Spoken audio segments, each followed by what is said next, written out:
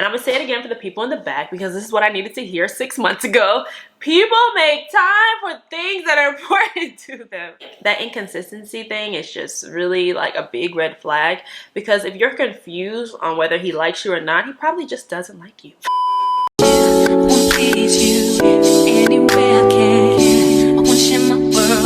Don't you understand? Your love is on it goes on and on and on. You give. Hey guys, welcome back to my channel, or welcome if you're new. My name is Indy Alexis, and today, girl, grab your popcorn, grab your snacks, grab your tea or whatever, because we're about to get into a girl chat video. I've never done one of these on my channel actually. Well, I've done videos about like adulting and moving to a new city and stuff like that, but I've never did a girl chat video about like dating, relationships, friendships, self-care, anything like that. So we're about to get into that today. I asked some questions on Instagram about 2 months ago, but I never really got to the video, so sorry about that. And if you don't follow me on Instagram, my Instagram is indy.alexis, same as my YouTube channel, so go follow me on that. I post on there very frequently, more than YouTube obviously. But yeah, I asked some questions about dating, self-care, adulting, friendships, mental health, and things like that. So we're about to get into that. But before we hop into the video, I want to thank Dossier for collaborating with me on this video. If you haven't heard of Dossier, they're a replica luxury fragrance brand, and basically that means they just reproduce high quality fragrances at 1/4 of the price. We all know, like, I've been trying to grow my fragrance collection for the longest time, but fragrances are expensive, and Dossier really helps out with that. All of their scents are $39, and they replicate really like high-end brands. So the first one that I got from Dossier was Gourmand White Flowers. So the notes in this are bergamot, green tea, freesia berries. The middle notes are white flowers, orchid, and rose, and the base notes are musk, patchouli, caramel, and vanilla. This is inspired by Victor and Rolf Flower Bomb. Let me smell it for the first time. I've never smelled it yet. Just waft it. Ooh, this smells so good. Oh my gosh, it smells so fresh, but then it has hints of musk in it as well. I can really smell the bergamot in it. You know, like bergamot waters, like that candle. This smells just like this. And it says, our mission is to deliver the highest quality luxury inspired fragrances at a fair price, giving you the freedom to explore new scents. Thank you for giving us a try. And also, one thing I also like about Dossier is that you can go ahead and try these perfumes, and if you don't like it, you can go ahead and return it after 30 days and get a full refund. So that's another really good thing about Dossier. The next perfume that I got from them as well is called Fruity Almond. The top notes in this are almond, peach, middle notes orris, orange blossom, tuberose. The base notes are tonka bean, vanilla, and cocoa. And this is inspired by Carolina Herrera Good Girl. I was literally smelling this on my line sister like 2 days ago. I was like, that smells so good. So I'm really excited that I got this Dossier perfume, Fruity Almond. Let me go ahead and smell this one. Wow! I got it right in my eye. Oh, this one smells really good too. This kind of reminds me of like a men's cologne a little bit. And I really like men's cologne because it lasts a long time. Like, it's really concentrated. So this one has a high concentration of 15%. So I really love both of these perfumes that I got from Dossier. I do have a code for you guys, so don't fret. My code is Indy10. I'm gonna put it here on the screen. It's also gonna be in the description box below. So you can get 10% off your first purchase, and then they also have a welcome offer on their site for anybody who buys a perfume for the first time. You can get 20% off your first purchase as well. So you can get an additional probably 30% off your first purchase from Dossier if you use my code in the description box below. And then another thing is Dossier just got everything on and popping. They also allow you to receive $10 store credit on every purchase you make if you make an account on Dossier.com. So I would really highly suggest, if you're looking to grow your fragrance collection, definitely check out Dossier. The links are in the description box below. And without further ado, let's just hop into this girl chat. Okay, so I have like 15 to 20 questions here. I'm gonna try to answer the majority of them. I'm just gonna pick and choose around. So the first the first question that I got on Instagram, y'all really came out the gate swinging on this one. The first one is, what are some red flags in a guy? I would say red flags in a guy. Honestly, this can be gender neutral because both men and women can have red flags. The first red flag in a guy, I would say, is inconsistency. Like just showing you a lot of like love and attention one day, and then you don't hear from them for like 3 or 4 days. Like that inconsistency thing is just really like a big red flag, because if you're confused on whether he likes you or not, he probably just doesn't like you. And I'm not trying to be too blunt, but that's just the case. And what I've realized in this past year of dating is that people make time for the things that are important to them. People will prioritize you if you are a priority to them. And I'm gonna say it again for the people in the back, because this is what I needed to hear 6 months ago. People make time for things that are important to them. Literally, if you are confused like what's going on, I just don't really understand, you're just not a priority to the person. I just had to realize that over time. My sister told me this: dating should be kind of like an interview process, and if you don't pass the interview, it's kind of just like on to the next. And that just sounds so bad, but like that's just what dating is. Especially in your early 20s, dating should be fun, not really too stressful, you know what I mean? Another red flag in a guy, I would say, is when your actions and your words don't align. Okay, you can be saying all the most wonderful things like through text or on the phone or something, but if there's no action behind those words, it just honestly doesn't mean anything. You could just be lying, to be honest with you. For example, oh, I really like you, oh, you're so beautiful, da da da da da, I want to take you out somewhere, but then if you're never taking me out anywhere, what do your words really mean? You know what I mean? Like, if your actions and your words just don't match up, that's another big red flag.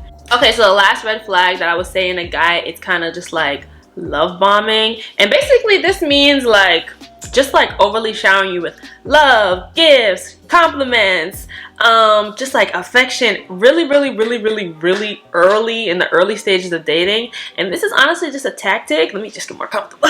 My green pants on. This is honestly just a tactic to get you kind of just like hooked to a person right in the beginning, and then when that 2 to 3 month mark comes around, you're just so infatuated by this person that you're kind of blinded to their true colors, because true colors really come to the surface at that 2 to 3 month mark. Someone really can't keep up an act for that long. So I would definitely like watch out for love bombing in early stages of dating, because that's a big red flag. The next question that I got, that was really long-winded, but the next question that I got, what's dating like been in Charlotte? It's been fun, I would say, for the most part. I've learned all those red flags. I've learned all those red flags that I answered in the first question, but dating has been fun. Like I said, dating should be fun in your early 20s, trying out new restaurants, just having new experiences with new people. Like, dating should be fun. So I would give it like a 7 out of 10. Like, it's a learning experience. I'm in my early 20s. I'm not looking to, you know, get married tomorrow. So just trying to have some fun, you know? All right, so the next question I have is, can you be friends with an ex? I feel like this is a hard question to answer, because it kind of depends on the breakup per se. If it was really like a really bad breakup, cheated, like mistrust, stuff like that, no, I say you cannot be friends with an ex. But if it was kind of just like, you know, like a cordial breakup, it was just like you guys were going 2 separate paths in your life, no, you cannot be best friends. No, you should not be talking to this person every single day. Like, you should not be hanging out with this person, no. But, you know, I think you can be cordial if you were to happen to run into them in a public place, or you guys still have mutual friends. I think you can still be cordial with somebody you didn't have a bad breakup with, you know? And I feel like that's just a very mature answer. 2 years ago, Indy would have been like, no, block them. But at this point, I feel like you can't be friends with an ex, but you can be cordial with somebody that you did have love for maybe like a couple years ago, you know what I mean? So that's my answer to that question. The next question is, and this kind of ties in with the first question, what are some good traits to look for in a guy when dating? Let's see here. The first thing I would say is someone who's very self-motivated.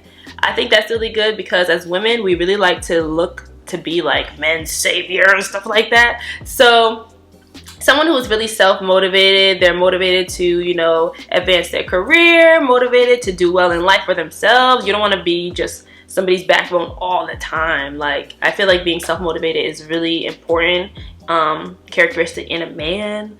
Also, someone who has a good balance of prioritizing me and their friends. Like, you don't want somebody who's just like always hanging out with their friends and giving you excuses as why they can't hang out with you, because again, they probably don't like you like that. And then I would also say someone who actions and words align. That again goes with the first question that I answered. So someone whose actions and words align. Oh, I want to take you somewhere, and then they actually do take you somewhere. So yeah, that answers that question. So another question I got about dating was, I want to date, but I don't know if I'm where I need to be financially or mentally. When is the perfect time? I feel like this is a really hard question, because I feel like no one is ever like 100% financially and mentally where they want to be. I feel like this question, the person who asked this question is very self-aware, that they know that they have things that they need to work on. So I feel like if you know there's things that you need to work on, and you're aware of these things, even while you're in a relationship, I feel like that's a really good thing to know, because you're actively trying to work on these things, and you can have somebody who can push you to, you know, try to be a little bit better, you know, financially, emotionally, mentally, or whatever. So yeah, I feel like there's never any perfect time to, you know, start dating around. But if you're actively trying to work on these things, I feel like that's a good time for you to, you know, get into a relationship if you're ready. I feel like that didn't really make no sense, but that's my answer. Alright, so now we're gonna switch gears a little bit. The next questions are about self-care. Someone said, how do you balance your mental health with work and everyday life? The answer is I don't. I really don't. It's so hard, and I feel like I come home every day talking to like friends like, oh, my job is killing me. Oh my god, I don't have time to do the things that I want to do. It's really hard to balance your mental health with work and everyday life. But again, that just means that you have to find something that you actually like to do, because if you are doing something that you actually like to do, it won't feel like work and a burden. So that's what I'm on the search for now, something that I actually really love to do. And I really love to do YouTube, so every time I feel like I'm doing this, I feel like I'm just talking to my friends or whatever. But like just adulting in general, I'm just trying to find things that I love to do that can make me money, that can you know, just expense my luxurious lifestyle. So yeah, it's hard to balance my mental health with work and my everyday life, but I just gotta find things that I really love to do that is fruitful. Okay, so the next question I got is, how do you prioritize self-care?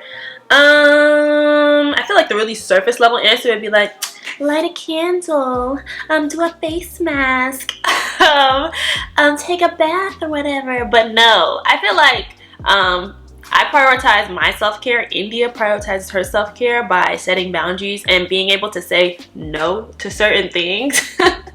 I feel like, especially when I feel just kind of beat and like overwhelmed and stuff, I don't want to be going anywhere. I want to just sit in the house and do nothing. And that's how I prioritize self-care, by saying no to things that I don't want to do and doing what I want to do. That's really helps me to, you know, take care of my own self first. And then again, treating yourself to a nice meal every once in a while, taking yourself out on self dates. I've been doing that too, just like taking myself out to, you know, get crab legs. I love crab legs and shrimp and stuff like that. And then every once in a while, do a nice face mask, do a nice exfoliant shower, and yeah. But that's how I prioritize self-care, by setting boundaries and saying no for the most part. So the next question is, how did you find your own aesthetic?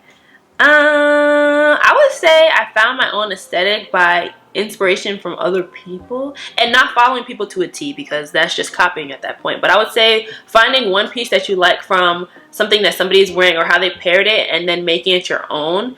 And then also like aesthetic, I feel like this goes with like your just whole life in general. I know on YouTube there's this whole like very neutral aesthetic, clean, minimalistic, nudes, whites, browns, blacks, and things like that, but that's just not my style. I really like color and like vibrant things, as you can tell with my hair, my clothes, and this painting that I got going on. And once I get my room together, you're really gonna see my really vibrant aesthetic.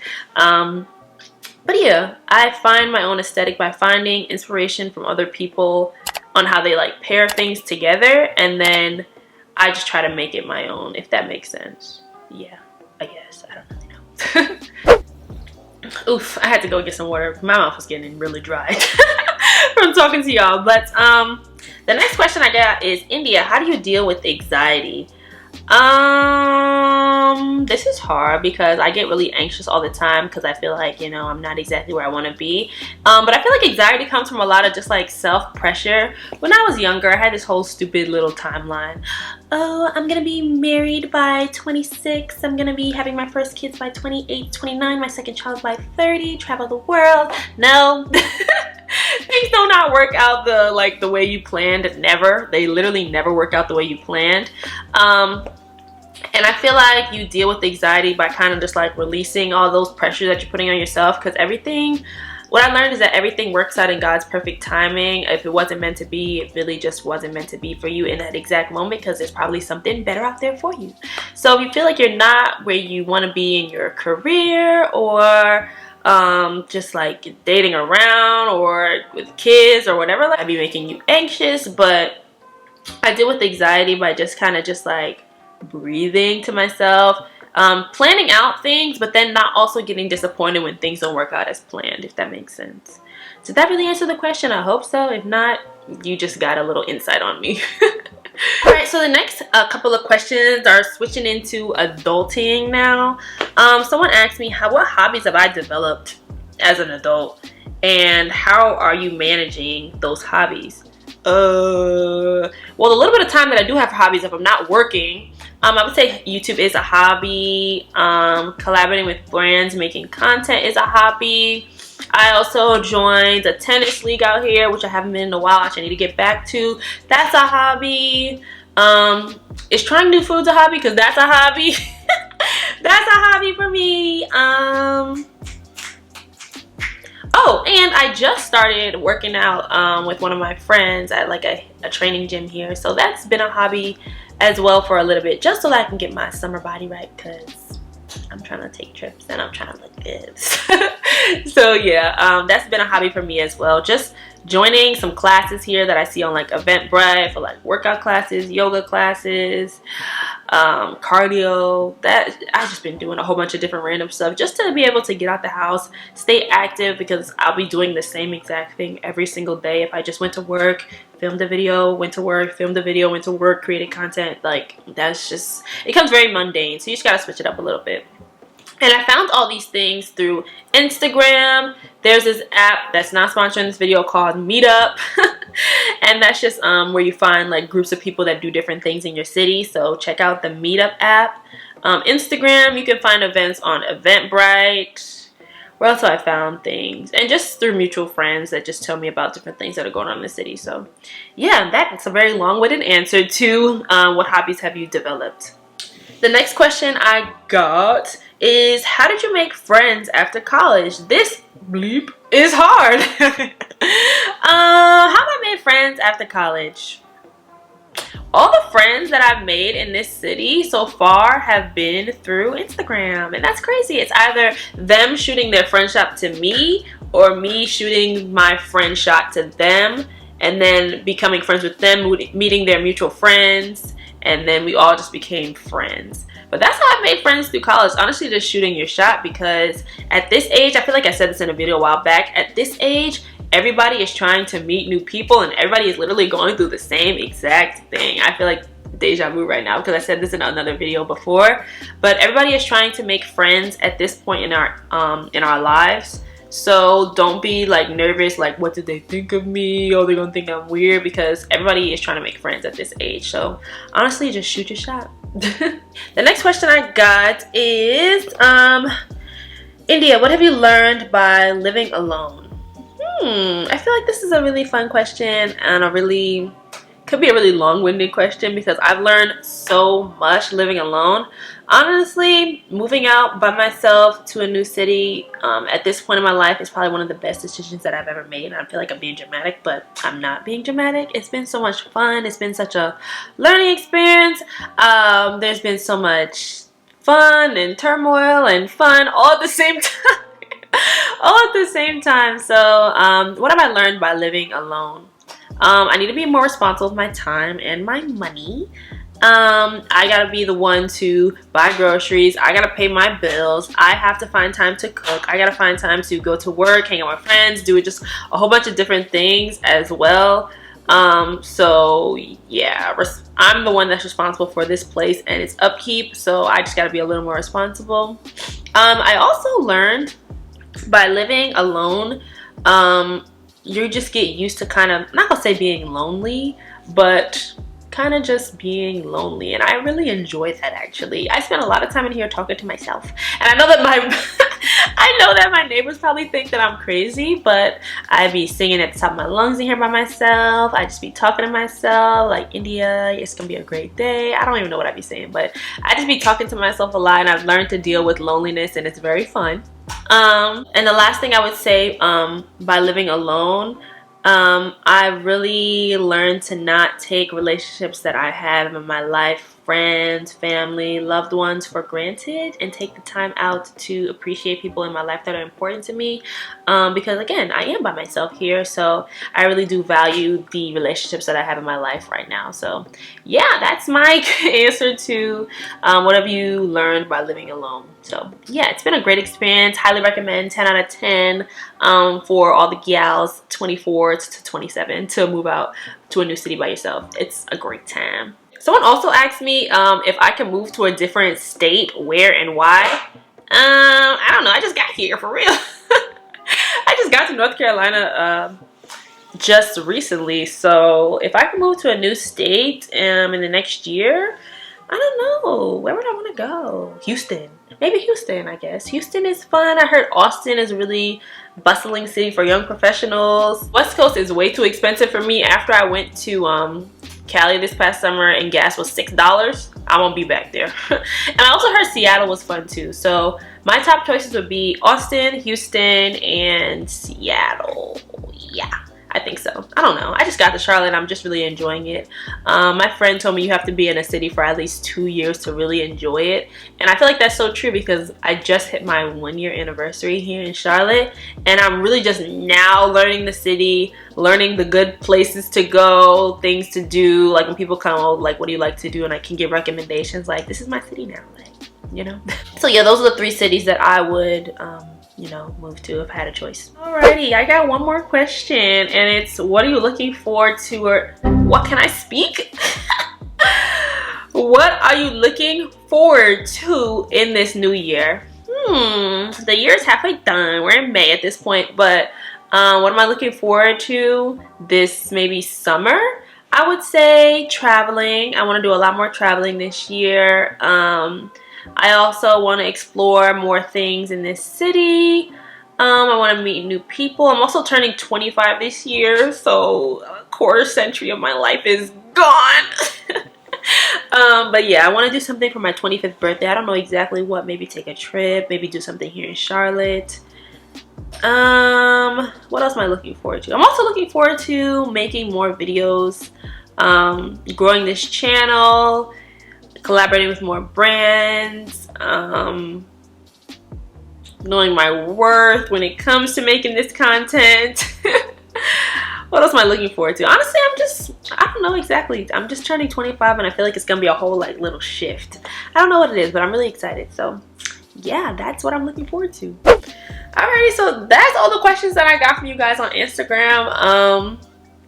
I really enjoy making this video. My voice is kind of gone at this point because I've been talking for so long, but I really enjoy making this video. You guys hear my perspective on certain things.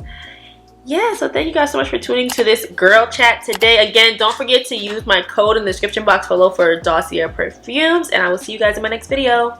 Bye.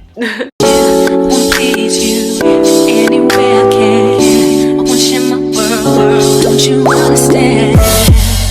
Love is a one in a million. It goes on and on and on.